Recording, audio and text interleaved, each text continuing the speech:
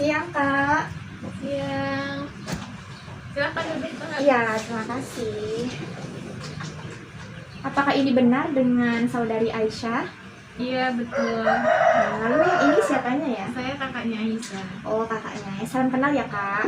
Perkenalkan, nama saya Juleha dari Universitas Islam Negeri Sultan Maulana Hasanuddin Banten. Tujuan saya ke sini untuk memberikan layanan bimbingan rohani Islam untuk saudari Aisyah.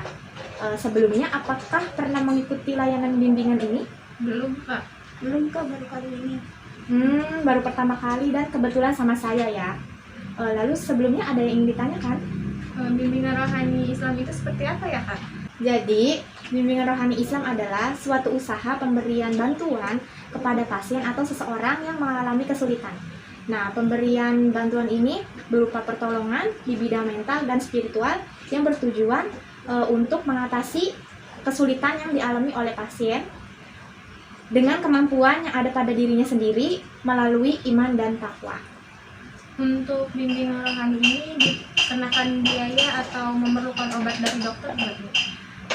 Tentu saja tidak. Jadi bimbingan rohani Islam ini tidak dipungut biaya sepeser pun dan tidak memerlukan obat apapun lagi, Kak.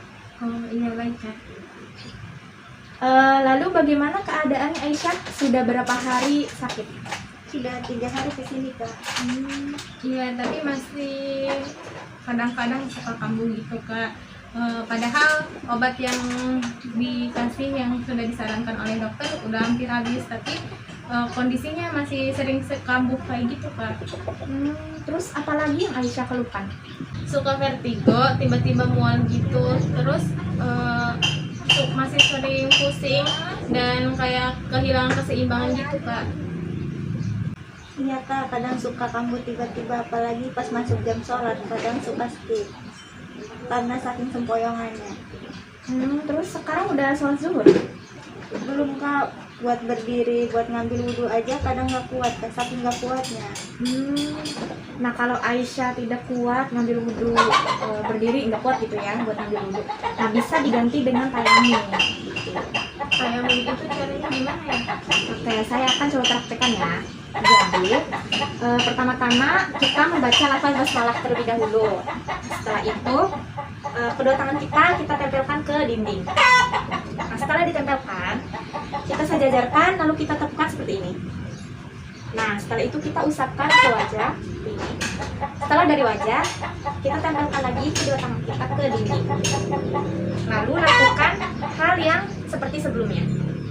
Kita sejajarkan lagi, lalu kita tepukkan seperti ini. Kita usapkan ke tangan kanan terlebih dahulu ya, Kak. Seperti ini. Lalu setelah dari tangan kanan, kita beralih ke tangan kiri. Seperti ini. Nah, setelah selesai, itu kita dilanjutkan dengan membaca doa setelah berwudu. Jika Aisyah tidak kuat sholat berdiri, maka bisa dilakukan dengan duduk. Nah, apakah Aisyah bisa melakukan sholat dengan duduk?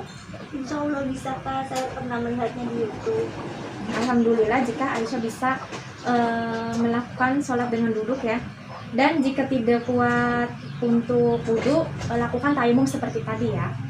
Dan ada baiknya sekarang Aisyah istirahat yang cukup serta meminum obat dengan teratur.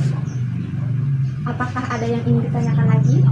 Sudah, Kak, cukup. Oke, jika sudah dirasa cukup ya, mari kita akhiri saja sesi bimbingan rohani Islam kali ini.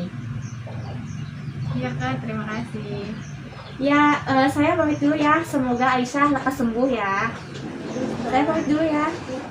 Ya. Terima kasih. Yuk, mari. Assalamualaikum. Waalaikumsalam.